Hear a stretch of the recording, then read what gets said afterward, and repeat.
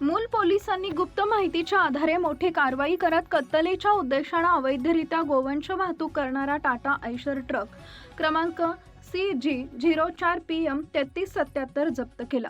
या कारवाईत 38 गोवंश जनावरांची सुटका करण्यात आली असून ट्रक व जनावरे असा एकूण 13,26,000 रुपयांचा मुद्देमाल जप्त करण्यात आलाय। पोलिसांना मिळालेल्या माहितीनुसार संबंधित ट्रकमधून चंद्रपूर मार्गे गोवंशांची अवैध वाहतूक केली जात होती।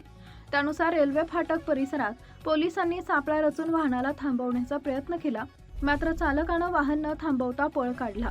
पोलिसांनी पाठलाग केल्यानंतर चालक अंधाराचा फायदा घेत घटनास्थळावरून फरार झाला।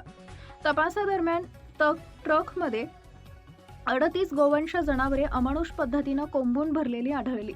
त्यापैकी 3 जनावरे मृत झाली होती।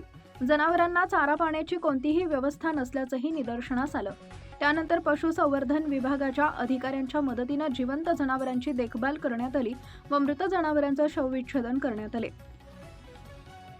या प्रकरणी भारतीय न्याय संहिता BNS 2023 मधील कलम 281, 325 तसेच महाराष्ट्र प्राणी संरक्षण अधिनियम 1976 आणि प्राण्यांना क्रूरतेने वागवण्यास प्रतिबंध करणारा अधिनियम 1960 अंतर्गत गुन्हा दाखल करण्यात आला असून फरार आरोपीचा शोध सुरू आहे।